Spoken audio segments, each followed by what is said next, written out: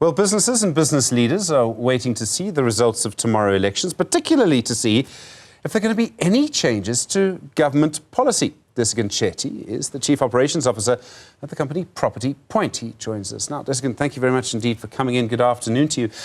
Elections can, just the fact they're happening, provoke a sense of uncertainty. Does that make it tougher to make business decisions before you kind of know what the result is? Yeah, absolutely. I think, Stephen, as you said, with elections, it does create a lot of uncertainty out there in the market. And as a result of that uncertainty, it may result in certain business decisions starting to be delayed. And potentially, these kind of decisions, which are held by investors, both locally and internationally, have a huge role to play in terms of our growth as South Africa and the ability to create jobs in certain projects. So as a result of these uncertainties, we find that many small businesses out there are currently very uncertain around what the future holds when it comes to their own sustainability as small businesses, as a result of the change and the uncertainty in the political landscape. Where exactly do they stand when it comes to aspects that really need to be focused on for them, given that we've come out of a very difficult economic period. In fact, we are still hopefully seeing the tailwinds of that. And coming out of a pandemic that really obliterated the small business sector in South Africa, there's a lot of uncertainty as to where to now for small businesses. I mean, there's some elections where you can wake up, we vote tomorrow, you could wake up very early on Thursday morning, look at the results on the IEC app and kind of know what's going to happen.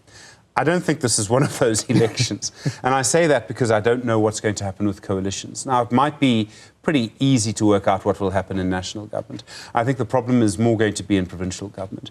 But is the risk that because there'll be coalition negotiations for a while, we won't really know, even if we have a coalition government, we may not know which way things will go or who will be making decisions for some time. So could this period of uncertainty be a bit longer than you would like it to be? Yeah, I think, yes, of course, there will be a level of uncertainty in terms of the time frame now to make decisions, given the reshaping of governmental structures nationally and provincially. And I think one would expect that there would be a period of time that would surpass until there's a level of stability and until structures are put in place where ultimately services can be delivered more effectively on the ground.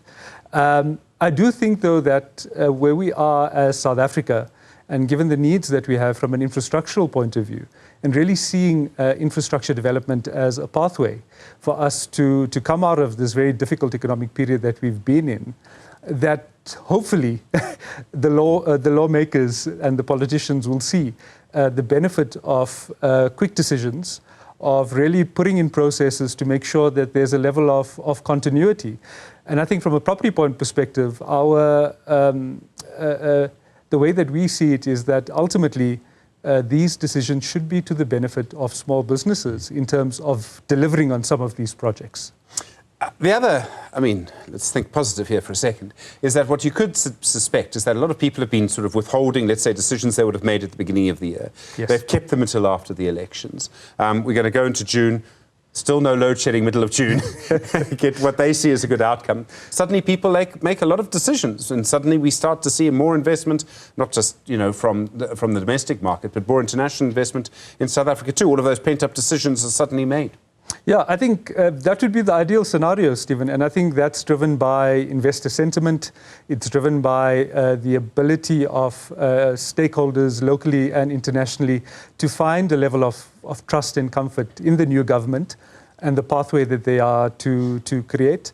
I'm fairly certain that, from what we're seeing, there should be a level of positive sentiment after the elections, despite the uncertainty, in as much as we're sitting in a situation today with the early elections and then tomorrow being the main day of elections. Yes, there is still a bit of uncertainty, but I think as time goes by, hopefully the people around the table are able to make speedy decisions for the benefit of our country. And Desigan, business-friendly policies. I'm sure you've come with your own manifesto. What for you would be, the kind of policies that you think could be implemented quickly by whichever government, no matter which party is involved, that could actually make a difference?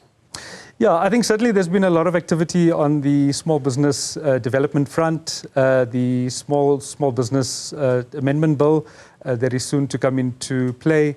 I think we're anticipating that the operating environment for small businesses becomes a lot more easier in this new dispensation. I think we're also looking at to leverage on economic opportunities like the Continental Free Trade Area that starts to present opportunities for small businesses, not only within the SADC region, but also broadly into the continent. So I think from a manifesto perspective, these are some of the things that we are focusing on. I think one of the challenges that small businesses have is really around access to funding. Yeah. And during periods of uncertainty, the financial institutions' risk appetite becomes a little bit more difficult. And so it's really finding different pathways for small businesses to access funding out there to be able to grow and sustain their businesses.